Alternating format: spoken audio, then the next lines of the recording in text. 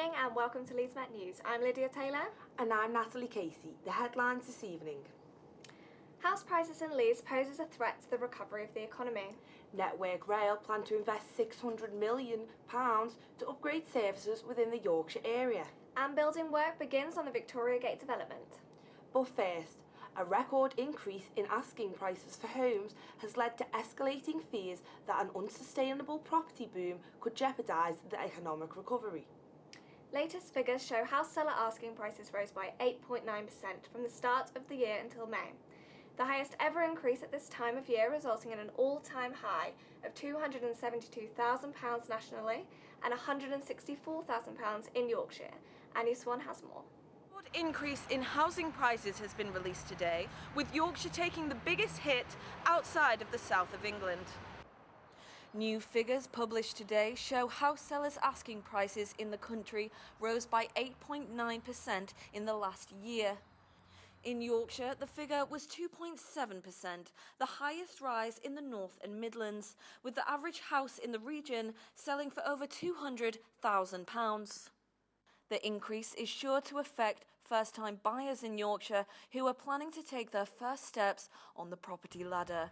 I'm able to get a house or rent for maybe a couple more years, which means I have to live with my mum, or I don't know, just not really what you want to do, is it? Yeah, the house prices are getting a bit ridiculous. It's going to take much longer to get on the property ladder, and we're not going to really be able to get on it for quite a while. Yeah, I really wanted to buy my house in the next few years, but with the increasing housing costs, it's going to be really difficult for me. Well, I think if I want to sell, then it's quite positive because I'd obviously be able to charge more. But if I want to buy, then obviously I'm going to have to pay more as well. So I still might not be able to afford the kind of property I want. For those who don't yet own a home, then I think it's going to be really quite disastrous. Estate agents in the City of Leeds are hopeful that the current rise in selling prices will not deter buyers in the long run. It's always been difficult for first-time buyers to get on, and I think that's a major concern. House building is desperately needed because there is a housing shortage, and the longer that continues, the more house prices are going to go up. The Bank of England Governor Mark Carney has stated today that the increase in property prices is down to the lack of homes in England, proving that Yorkshire citizens will find it harder than ever to get onto the property ladder. Anya Swan, Leeds Met News. Network Rail is investing £600 million in electrifying lines as part of its Northern Hub project. Benefits of the upgrade include up to 700 more trains per day, with space for 44 million more people to travel by train each year, and 6 fast trains an hour between Leeds and Manchester. Northern Rail claim it was the biggest investment in railways since Victorian times. Daisy Castle went down to Leeds Station to find out more.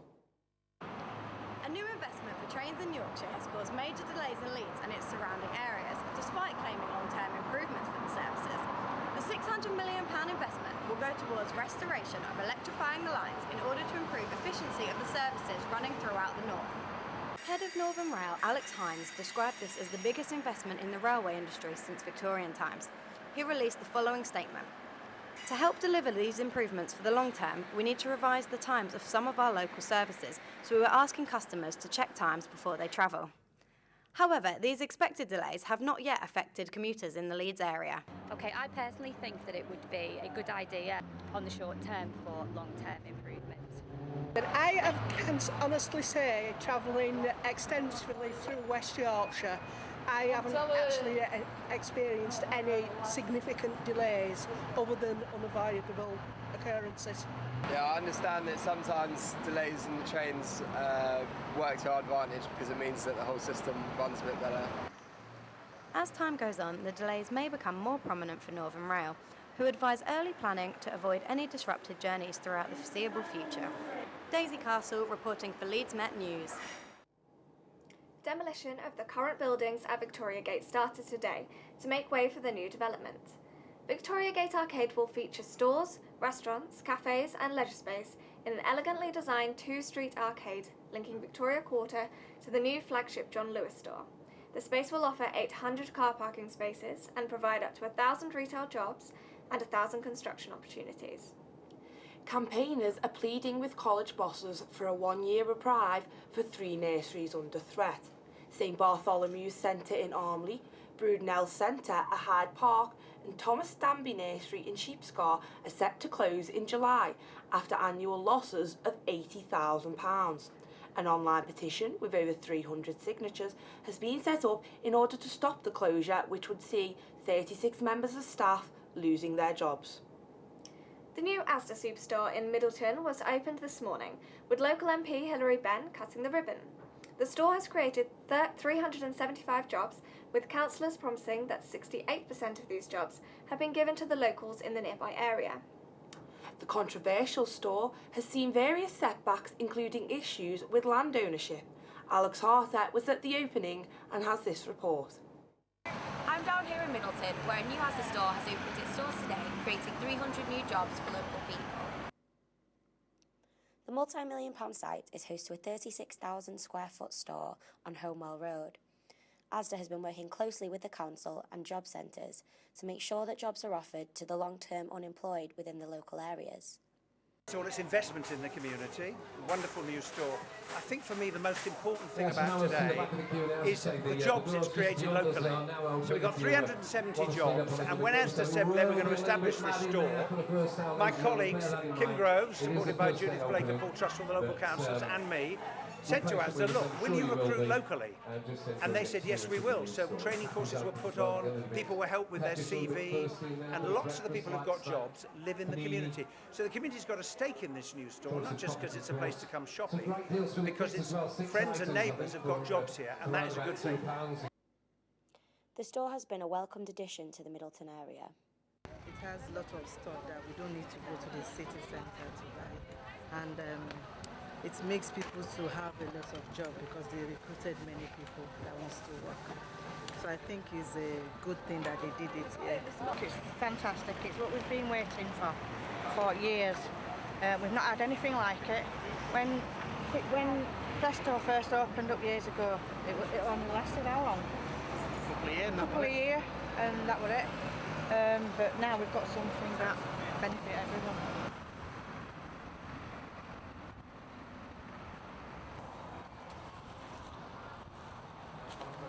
Yeah, well, we've been recruiting now for around 13 weeks, so around 300 colleagues.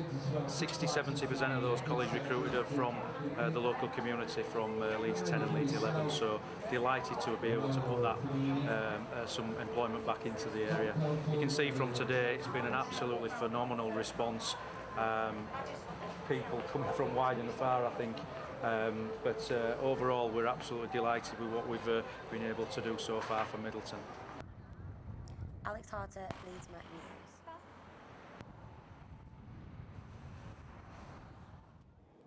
Thousands of pensioners in Leeds are facing a daily struggle with intense loneliness, according to a new report. Nearly 15,000 people aged over 65 in the city are intensely lonely and have lost their family, friends, mobility or income, according to a new report by the Leeds City Community Foundation. The Village Bookstore in Leeds Corn Exchange is hosting an art exhibition this week. Fan Art 2 is described as an exhibition of new graphic art by artistic group Idiots, Pasture and Friends. The exhibition will show pieces of fan art produced by 10 different graphic artists and illustrators. Our reporter Kira Mahoney went down to find out more. Art spaces in Leeds are in abundance, but it's not just with high-profile galleries and institutions. The city has plenty to offer in terms of independent exhibition spaces and art cafes. Located in the Leeds Corn Exchange, the Village Bookstore is hosting Fan Art 2, the second instalment of an exhibition of new graphic art and illustration by Idiots, Pasture and Friends. I've come to talk to Joe Tull about the exhibition. Could you tell us a little bit more about the exhibition? Yeah, it's curated by Idiots Pasture, who's a former student at the Art College. He chose some of his favourite illustrators and basically allowed them to do whatever they wanted. So they chose a character or an object that they liked and came up with how they interpreted it.